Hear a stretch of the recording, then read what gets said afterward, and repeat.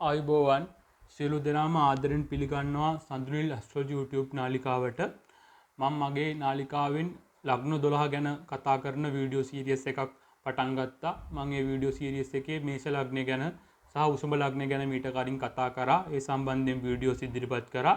ඉතින් අද මම බලාපොරොත්තු වෙනවා මිථුන ලග්නය ගැන, මිථුන ලග්නයෙන් ඉපදෙන අය ගැන කතා කරන්න.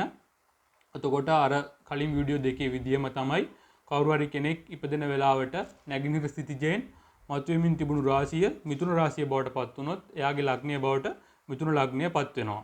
එතකොට අපි දන්නවා මේ මිථුන ලග්නය කියන එක, මිථුන රාශිය කියන එක විශ්ව කේන්දරයේ ගත්තත් තුන්වෙනියට තමයි මේ මිථුන රාශිය කියන එක තියෙන්නේ. එතකොට මේ මිථුන රාශියෙන් තමයි සියලුම පොත්පත්වල කටයුතු, ලිපි ලේඛන සංග්‍රහවල කටයුතු, ඒ විතරක් නෙමෙයි සංනිවේදන කටයුතු, මුද්‍රණ කටයුතු, ඒ වගේම අන්තර්ජාල කටයුතු, අතරමැදි කටයුතු, YouTube channel, ඒ වගේ හැමදේම ගැන කතා කරන්නේ මේ මිථුන රාශියෙන් තමයි. ඒ වගේම තමයි මේ මිථුන රාශියේ අධිපතිත්වයේ හිමි වෙන්නේ බුධ ග්‍රහයට.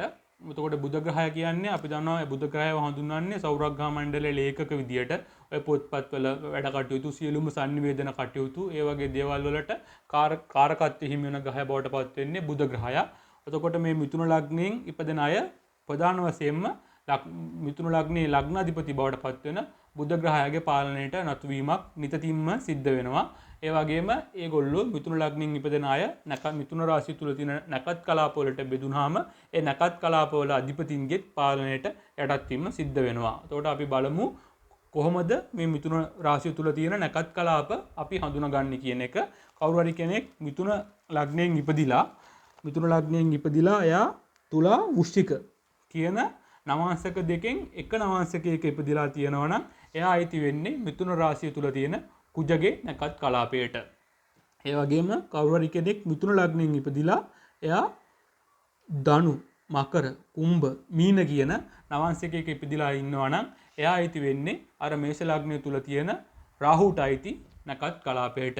ඒ වගේම කවුරු හරි කෙනෙක් මිථුන ලග්නයෙන් ඉපදිලා එයා මේෂ, වෘෂභ, මිථුන කියන නවාංශකයක ඉපදිලා ඉන්නවා නම් එයා අයිති වෙන්නේ මේ මිථුන රාශිය තුල තියෙන ගුරුට අයිති නැකත් කලාපයට. එතකොට මිථුන රාශිය තුල තියෙන නැකත් කලාප තුන කුජට අයිති නැකත් කලාපය, ඊළඟට රාහුට අයිති නැකත් කලාපය, ඊට පස්සේ ගුරුට අයිති නැකත් කලාපය. එතකොට මේ මිථුන ලග්නයෙන් ඉපදෙන අය ප්‍රධාන වශයෙන්ම තමාගේ ලග්නාධිපති වෙන බුධ ග්‍රහයාගේ පාලනයට වගේම මේ නැකත් කලාප තුනේ අධිපතිත්වයේ හිමි වෙන ග්‍රහයාගේ පාලනයට යටත් වෙනවා. එතකොට මේ මිථුන ලග්නයෙන් ඉපදෙන අය සාමාන්‍යයෙන් ඒගොල්ලෝගේ පොදු ලක්ෂණ විදිහට කතා කරාම අපි දන්නවා මිථුන ලග්නයේ අධිපති බවට පත් වෙන්නේ බුධ ග්‍රහයා. ඉතින් මේ බුධ ග්‍රහය කියන්නේ ඥානකාරක ග්‍රහයා. ඉතින් මේ මිථුන ලග්නයේ ඉපදෙන අය ගොඩාක් බුද්ධිමත්. ඒගොල්ලෝ ඒ තියෙන හැමතිස්සෙම ඒගොල්ලෝ කටයුතු කරද්දී ඒගොල්ලෝ මනුෂ්‍යත්වයේ කියන එක පෙරදරි කරගෙන කටයුතු කරනවා. ඒ වගේම මේ මිථුන ලග්නයෙන් ඉපදෙන අයට ඕනම තැනකට ගිහිල්ලා එතනට ඇඩ්ජස්ට් වෙලා ඒගොල්ලොන්ට ඉන්න දාන්නවා. ඒ වගේම තමයි විහිළු තහළු කරමින් අනිත් අයත් සමග මිත්‍රශීලීව විනෝදෙන් කාලය ගත කිරීමට මේ මිථුන ලග්නය පෙළඹෙනවා. ඒ වගේ ලක්ෂණ තමයි පොදු ලක්ෂණ තමයි මිථුන ලග්න හිමියන්ගේ දක්නට ලැබෙන්නේ. ඒ වගේම තමයි ඒගොල්ලෝ අර නැකත් කලාප වලට බෙදුනහම ඒගොල්ලෝගේ තියෙන ඒ පොදු ගති ලක්ෂණ වලට සමහරක් දේවල් එකතු වෙනවා, සමහරක් තියෙන දේවල් වෙනස් වෙනවා. ඒ වගේ දේවල් සිද්ධ වෙනවා. එතකොට අපි බලමු කවුරු හරි කෙනෙක් මිථුන ලග්නයේ කුජගේ නැකත් කලාපෙන් ඉපදිලා තිබ්බොත් ඒ වගේ කට්ටිය මොන වගේ පැත්තටද යොමු වෙන්නේ කියලා. එතකොට අපි දන්නවා මිථුන ලග්නයේ ප්‍රධාන වශයෙන් බුධට පාලනයට යටත් වෙනවා.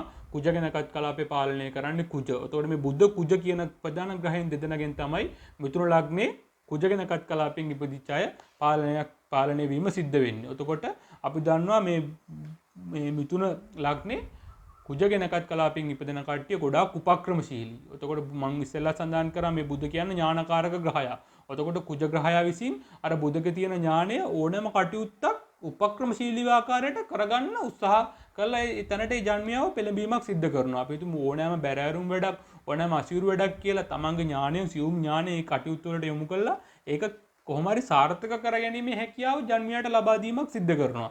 එතකොට ඒ වගේ මිථුන ලග්නයේ කුජගේ නැකත් කලාපෙන් ඉපදෙන කෙනා ඕන තැනකට ගිහිල්ලා ඕනම වැඩක් කරගෙන එන විදිය දන්නවා. අර අපි කියන්නේ කපටි නුවණ කියන එක. ඒ කපටි නුවණ කියන එක ඉතාමත් හොඳට මේ මිථුන ලග්නයේ කුජගේ නැකත් කලාපයෙන් ඉපදෙන අයට තියෙනවා. ඒ වගේම මේ බුධ සහ කුජ කියන කට්ටිය මේ බුද්ධ සහ කුජ කියන ග්‍රහයන් දෙදෙනා ප්‍රධාන වශයෙන්ම මේ ගණිතය, තොරතුරු තාක්ෂණය, වෘත්තීය හැකියාව, වෘත්තීය කුසලතා වගේ දේවල් වලට ජන්මියව යොමු කිරීමක් සිද්ධ වෙනවා. ඉතින් කවුරු හරි කෙනෙක් මිථුන ලග්නේ කුජගේ නැකත් කලාපයෙන් ඉපදුනාම ඒගොල්ලන්ට ගොඩක් ඔය ඉංජිනේර්ස්ලා සොෆ්ට්වෙයාර් ඉංජිනේර්ස්ලා තොරතුරු තාක්ෂණ අංශයෙන් හොඳ ජොබ් කරන තැන්වලට ජන්මියාවට පත් වෙන්න පුළුවන් හැකියාව මේ කුජ සහ බුධ කියන ග්‍රහයන් දෙදෙනාගෙන් ඒ ජන්මියාට ලබා දීමක් සිද්ධ කරනවා. ඊළඟට අපි බලමු මේ මිථුන ලග්නයේ තියෙන රාහු ගැනකත් කලාපයෙන් ඉපදුනාම ඒ පුද්ගලයා මොන විදිහටද කටයුතු කරන්න කියන එක. එතකොට බුධගේ ලග්නය බුධගේ පාලනයට යටත් වෙනවා. රාහු ගැනකත් කලාපය නිසා රාහුගේ පාලනයටත් යටත් වෙනවා. එතකොට අපි දන්නවා හැමතිස්සෙම මේ රාහු කියන ග්‍රහයා